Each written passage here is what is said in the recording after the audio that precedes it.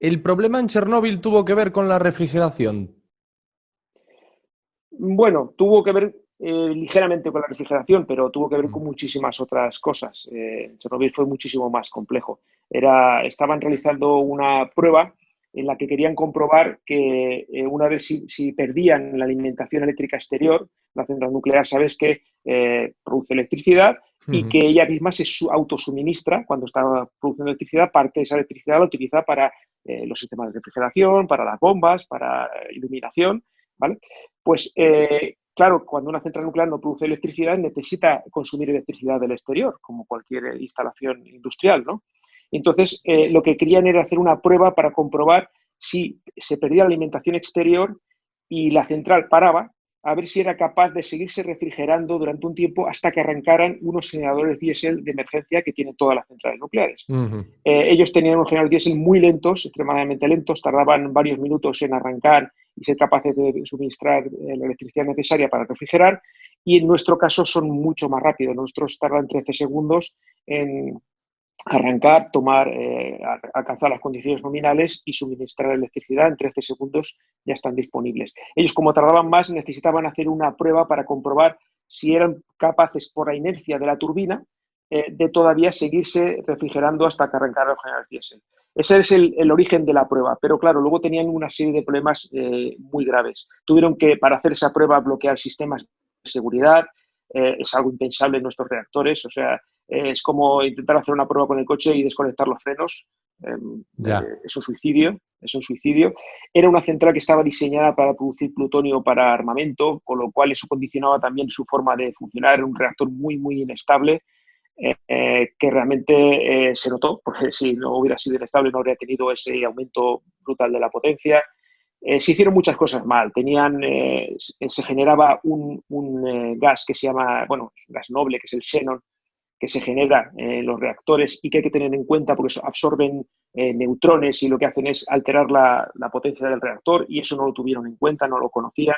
Nosotros lo tenemos en cuenta en todos nuestros cálculos. Se hicieron muchísimas cosas mal y, sobre todo, lo más importante, que yo creo que podría haber evitado la repercusión que tuvo el accidente, es que no tenían edificio de contención. Si te fijas en las centrales nucleares, además de la famosa torre de refrigeración, hay unos edificios con una cúpula. Son edificios más pequeños, pero son cilíndricos y con una cúpula. Ese es el edificio de contención. Ahí está dentro del reactor, y estos edificios están preparados para resistir un accidente o incluso una agresión exterior, como por ejemplo el impacto de un avión, ¿no? O de un misil. Chernobyl no tenía ese edificio de contención, y si lo hubiera tenido, muy probablemente no lo conocería la mayoría de la gente. O sea, podría, no es imposible que algún día haya un accidente, pero jamás sería como el de Chernóbil. Es decir, la sucesión de catástrofes de Chernóbil a día de hoy es imposible que se reproduzcan. Claro, es tanto, yo siempre digo que es tanto por sus causas como por sus consecuencias. Es decir, nuestros reactores están diseñados precisamente para tener un comportamiento ante cambios de temperatura totalmente diferentes. Mira, para que intentar explicarlo de manera sencilla, en Chernóbil, cuando se producía un aumento de la temperatura del combustible, un calentón, para que nos entendamos, Sí. aumentaba la potencia del reactor. Si un reactor aumenta la potencia, todo el mundo entenderá que lo más lógico es también que se caliente, porque si aumenta la potencia se calienta. Pero como al calentarse aumentaba también la potencia, pues fíjate que es una cosa que se retroalimenta. Entonces cada vez tenemos más calor y más temperatura, o sea, hay más potencia, más calor y más potencia. Nuestros reactores están diseñados completamente al revés. No es un tema de sistemas de seguridad, es que el combustible está diseñado de una manera totalmente diferente, funciona intrínsecamente de una manera diferente. En nuestro caso, si nuestro combustible se calienta, lo que produce es una disminución de la potencia del reactor.